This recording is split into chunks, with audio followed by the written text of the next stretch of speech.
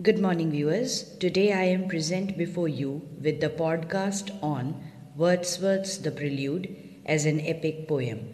Before I begin the podcast, it is advisable that you keep a notebook and a pen so that you can jot down the important points relating to this particular topic and can further develop your personal notes on them. Please use earplugs for better listening. So here I begin. The Prelude is the story of the evolution of Wordsworth's soul. Within this frame, Wordsworth places the history of his life from the seed time of childhood to those days when, chanting alternate songs with Coleridge, as they roamed the Quantock Hills together, he was first fully conscious that his genius was bearing fruit. But this long poem is not a simple autobiography. It is the story of the growth of a poet's mind, and the poet is conceived not merely as William Wordsworth, but as an ideal character progressing towards a state of blessedness in which he shall be fit to write that great philosophical poem conceived by Coleridge in the early years of their poetic faith. It is a spiritual autobiography of epic stature. An epic poem is a poem on a grand scale, usually in a good many separate books, concerned with the exploits of some great national hero, historical or legendary. The epic poet introduces the supernatural element in his poem. The style of an epic poem is always dignified and grand. We find most of these characteristics of the epic in the prelude.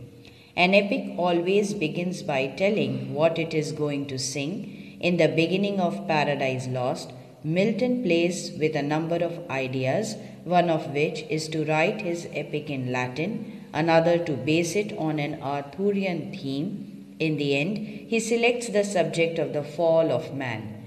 In the beginning of his epic poem, even William Wordsworth chooses his subject in the manner of his ideal John Milton.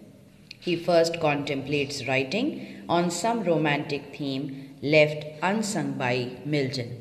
The only epic element that is conspicuously absent in the prelude is the supernatural machinery, but the poem is not lacking in the element of the supernatural altogether. It is produced by the poet's mystic experiences. The distinction between the natural and the supernatural is obviated through the power of Wordsworth's imagination. His sense of supernatural is obviated through the power of Wordsworth's imagination in this following line.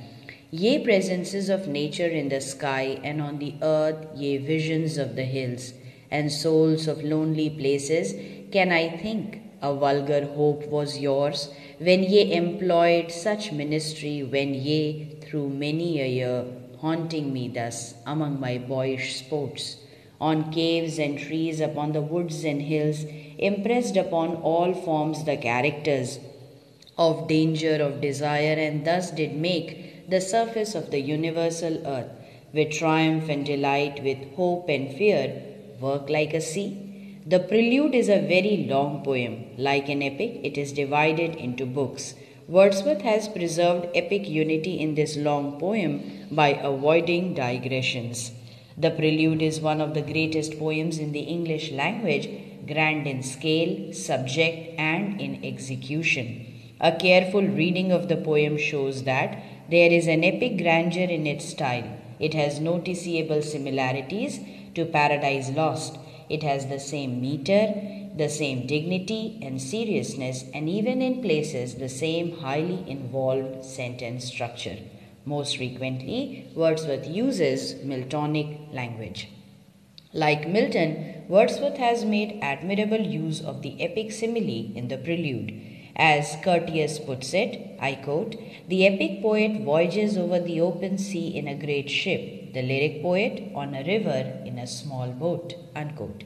Thus, it is seen that the prelude has all essential features of an epic. However, it differs from the traditional epic in that it has no real story. An epic deals with actions, events, and incidents, usually heroic or mythical, but the prelude is not directly concerned with outward events, though they play their part Its action takes place not in the outside world but in the poet's mind.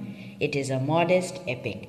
As an epic poem, the Prelude stands alone in English poetry. There is nothing quite like it. It is something unique in the literature of the world because it combines the epic power and range of poems like the Divine Comedy and Paradise Lost with the introspective voice of the poet himself. So, this was a small podcast made on the topic Wordsworth's The Prelude as an epic poem. I hope this podcast proves to be of help in making this work understood to each one of you. Please do like, share, and subscribe to the channel. And in the comment section below, share your questions, feedback, or any of the comments. Thank you for your valuable time. Here's wishing you a great day ahead.